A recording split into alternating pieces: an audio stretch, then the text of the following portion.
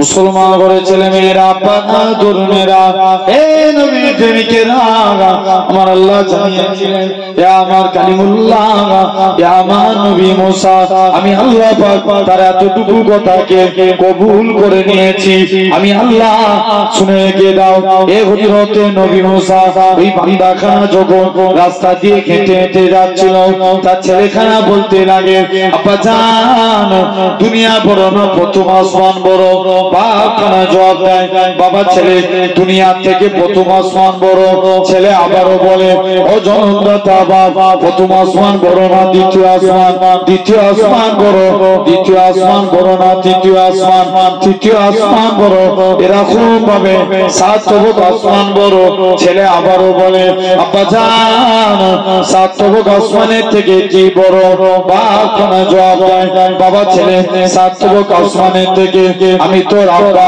আমার গুনাহখানা বড় ছেলে আবারও বলে ও জনদাতা আপনার গুনাহ থেকে কি বড় বাপ খানা জবাব দেয় বাবা ছেলে আমার গুনাহ থেকে আমার আল্লাহ পাকের দয়া আল্লাহর রহমত খানা বড় এই নওজোয়ান যুবকেরা আমার আল্লাহ জানিয়েছিলেন হে আমার কালিমুল্লাহ হে আমার নবী মুসা আমি আল্লাহ পাক তার এতটুকু কথাকে কবুল করে নিয়েছি আমি আল্লাহ কবুল করে নিয়ে আমার বান্দাটার জীবনের পাখার গুনাহটাকে আমি আল্লাহ ক্ষমা করে দিয়েছি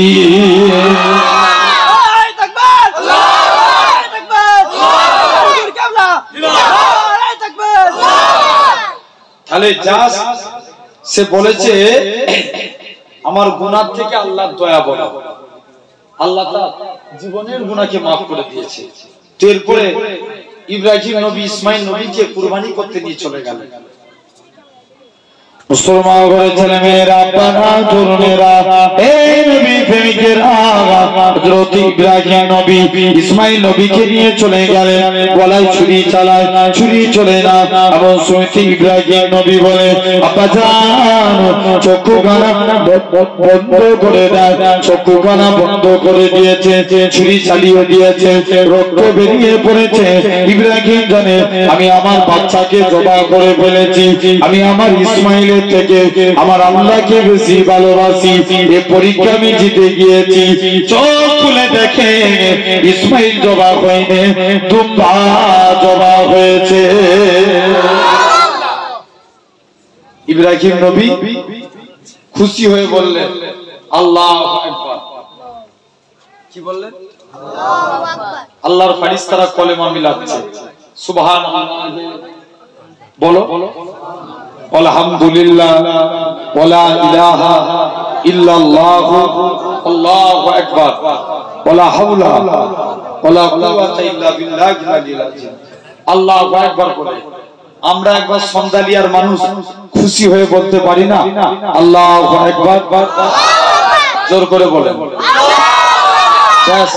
আল্লাহ এতটুকুই চাই বান্দা তোমরা আমি আল্লাহ আমার শুকরিয়া আদায় করো নেক্সট এরপরে জিবরাইল ফেরেশতা আল্লাহর নবীর দরবারে চলে গেলেন মুসলমান ঘরে ছেলে মেয়েরা তরুণেরা হে নবী প্রেমিকেরা হযরত জিবরাইল আমিন আল্লাহ নবীর হুজরা মোবারকে চলে গেলেন ইয়া রাসূলুল্লাহ হাবিবাল্লাহ চতুর্দিকে দুশমনে ভরা ইয়া রাসূলুল্লাহ হাবিবাল্লাহ পূর্বেকার যুগে तमाम নবীদের মধ্যে এই ঘটনাখানা ঘটেছে আল্লাহ নবী খুশি হয়ে বললেন লা হাওলা ওয়ালা কুওয়াতা ইল্লা বিল্লাহি আলিল আযীম ও আল্লাহ নবী কি জানিয়েছিলেন ও বাবা সাহাবীরা আমি রাসূলুল্লাহ জানিয়ে দিলাম আমি রাসূলুল্লাহ বলে দিলাম আমার উম্মতিরা যদি নিয়মিতভাবে এই দোয়াটা পাঠ করতে থাকে সুবহানাল্লাহ আলহামদুলিল্লাহ ওয়ালা ইলাহা ইল্লাল্লাহ আল্লাহু আকবার ওয়ালা হাওলা ওয়ালা কুওয়াতা ইল্লা বিল্লাহি আলিল আযীম আল্লাহ নবী জানিয়েছেন কাল কিয়ামতের ময়দানে আমার উম্মতিরা এই দোয়াখানা পাঠ করতে থাকবে এই দোয়াখানা কাল কিয়ামতের ময়দানে আমার উম্মতিগুলোকে নাজাত করে নিয়ে যাবে তাহলে সুবহানাল্লাহ জোরে জোরে বলবো, বলি ইনশাআল্লাহ। হবে তো নাকি? আল্লাহ কবুল করে বলেন আল্লাহুম্মা। এক নাম্বার, আজকে এই জায়গায় বসেছি আমি কিছু পয়েন্টের উপরে, টোটাল 6টা পয়েন্টের উপরে আলোচনা করব। কটা? 6টা। তার মধ্যে প্রথম 3টে আমরা জান্নাতি হতে চাই, রাজি আছি? একবার কষ্ট দেব, কারা কারা রাজি হাত তুলে দেখা। তাকবীর দেন, নারে তাকবীর। এই যে জান্নাতি হব, জান্নাতি হতে গেলে আমার আল্লাহ কিছু প্রসেস বলেছে, তোমরা কিছু কাজ করো। আচ্ছা এটা কি দূর থেকে করা যাবে? এটা হ্যাঁ হবে।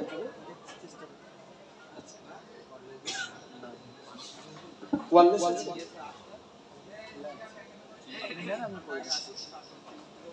জেনে রেখে দেন। তো এরকম ভাবে বান্দা চিন্তা করছে, যাই আল্লাহ কবুল করে। বান্দা চিন্তার মধ্যে পড়ে গেলেন যে দেখি উপায় কি আছে। বান্দা খানা আস্তে আস্তে আস্তে আস্তে করে চলে গেলেন। তাহলে আজ আজকে আমি জান্নাতি হতে চাই, 3টে কাজ করা লাগবে। কটা কাজ? 3টে। খুব মনোযোগ দিয়ে শুনেন। এক নাম্বার, তোমরা এসে বসে দাও না। এই লাডু এর ভিতরে বসে পাবে। ওই কমিটির ছেলে তো সব। তাহলে কমিটির ছেলেগুলোকে আগে বসতে হবে তো। এখন কাজ আছে নাকি তোমাদের? তাহলে কোনো অসুবিধা নেই, জেনে রেখে দেন। আমার ভাইরা, আল্লাহ কবুল করে নেন। তো এই জান্নাতি হতে গেলে খুব মনোযোগ দিয়ে আমার কথাগুলো শ্রবণ করে। ভাই শরীর খুব একটা হয়তো ভালো নাই, কারণ আমি হয়তো আজকে এই জায়গায় আমার আসার কথাও থাকে না। আমি কমিটির ছেলেগুলোকে ফোন করে বলেছিলাম, গত রাত্রে আহমেদাবাদের প্রোগ্রাম ছিল, তো এই দুপুরের পর বাড়ি ফিরেছি। একদম গলা বসে গেছে, কিন্তু বললাম যা কষ্ট হচ্ছে ভাইজান আসতেই হবে। ঠিক আছে, চেষ্টা করছি। তো এসেছি, অল্প কিছু টাইম আপনাদের কাছে আলোচনা। খুব আপনারা এই আমিনপুর সন্ধ্যালিয়া, এটা আমিনপুর সন্নিকট, তাই তো? আমি এসেছিলাম মনে হচ্ছে আপনারা এই আমিনপুরই তো, ওই নবী দিবসের দিন। জি, তো আল্লাহ কবুল করেন। এক নাম্বার, জান্নাতি হতে গেলে অধিক সন্তান প্রসবকারিনী মা বাপ। 1 নম্বর কি? সন্তান প্রসবকারিনী মা বাপ। আচ্ছা বলেন তো, এখন আগের থেকে সন্তান প্রসব মানে সন্তানের সংখ্যা বাড়ে না কমে? কমে গেছে। কমে না? কি করে বাড়ে? আগেকার যুগের মুরব্বীদের কটা করে সন্তান হতো? জোরে বলো। এমন কিন্তু হাইয়েস্ট 10টা 12টা পর্যন্ত সন্তান হতো, ঠিক কি না? আচ্ছা, তারপরের জেনারেশন 8টা 9টা, তারপরের জেনারেশন 6টা 7টা, তারপরের জেনারেশন 4টে 5টা, তারপরের জেনারেশন 2টো 3টে, এখন হয়ে গেছে 1টা কিংবা 2টো। দেখবেন আগেকার যুগের মায়েদের বেশিরভাগ নরমালে বাচ্চা হতো। কিসে বাচ্চা হতো? নরমালে।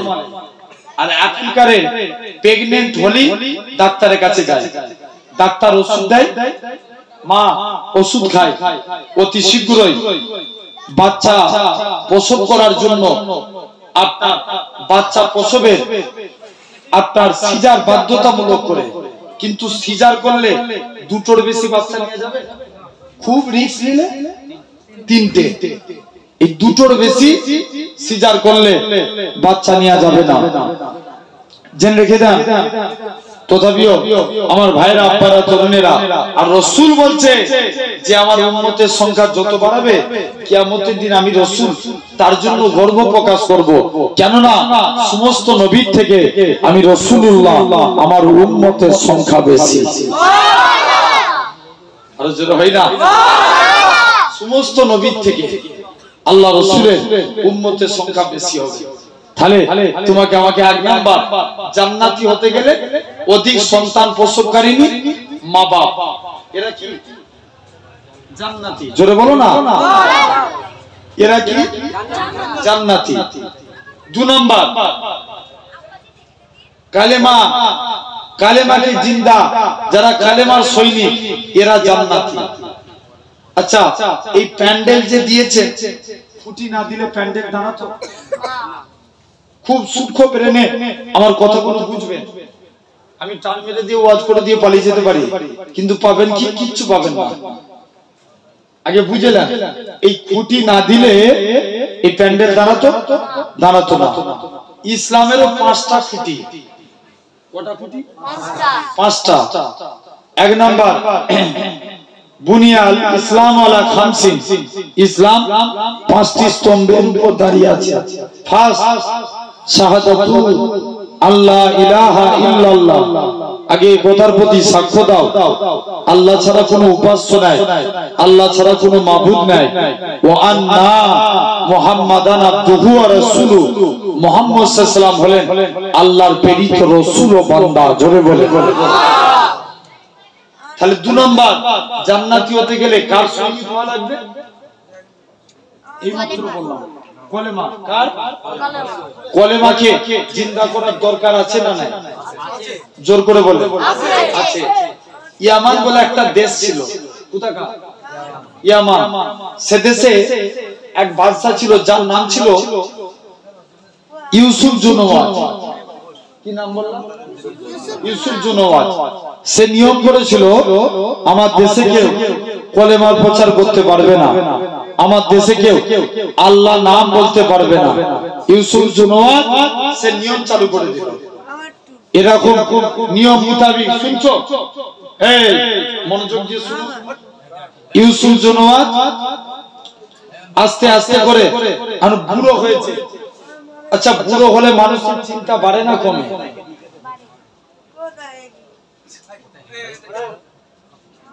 বুড়ো হলে মানুষের চিন্তা বাড়ে না কমে? চিন্তা বেড়ে যায়।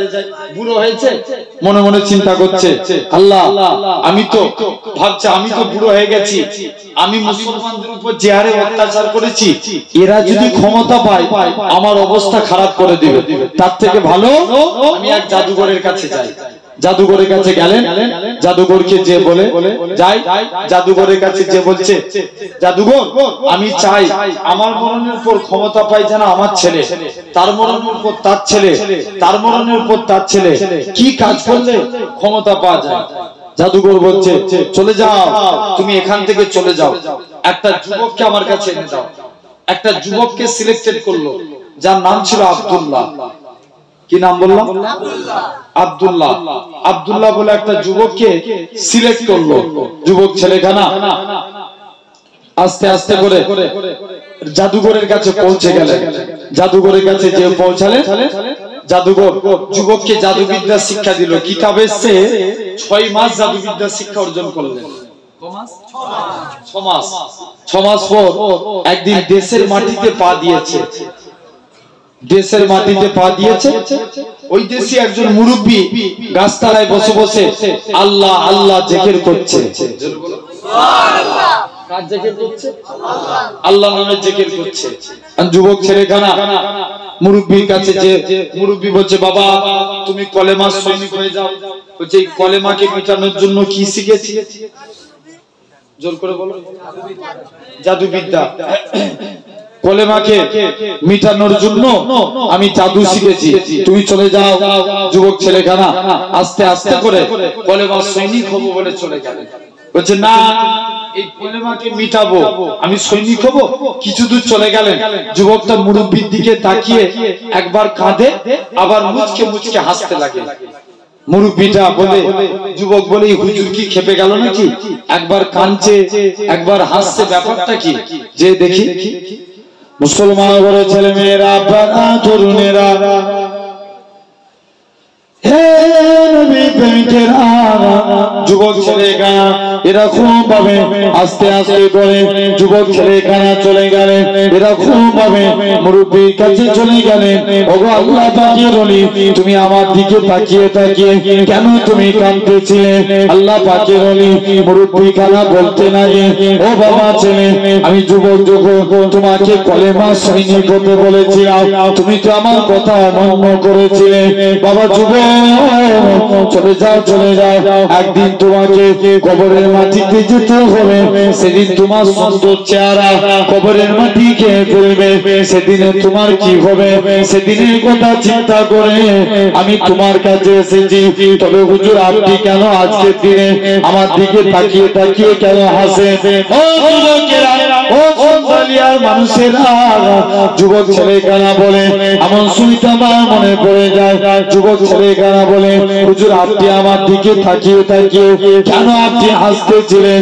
আল্লাহ পাকের ওলি বলে, বাবা যুবক, আমার আল্লাহ পাক ইলহামের মধ্যে জানিয়ে দিয়েছিলেন, ওই আমার বান্দারে কেঁদো না কেঁদো না, রাজা একে জাদুবিদ্যা শিখে পাঠিয়েছে ইসলামকে মিটানোর জন্য। আর আমি আল্লাহ জানিয়ে দিলাম, এই যুবকের দ্বারা আমি আল্লাহ পুনরায় ইসলামকে চিন্তা করে দেখাবো। যুবক ছেলেখানা বলে, না না না না, এটা মানা যাবে না, এটা মানা যাবে না। মুরব্বিটা যুবকটাকে কাছে থেকে নিলেন, অন্তরে অন্তরে মিলিয়ে দিলেন। যুবকটা বলে, হুজুর ছেড়ে দেন ছেড়ে দেন, আমি আমার কলবের চোখ থেকে আল্লাহ আর সে আজিম দেখতে পাই।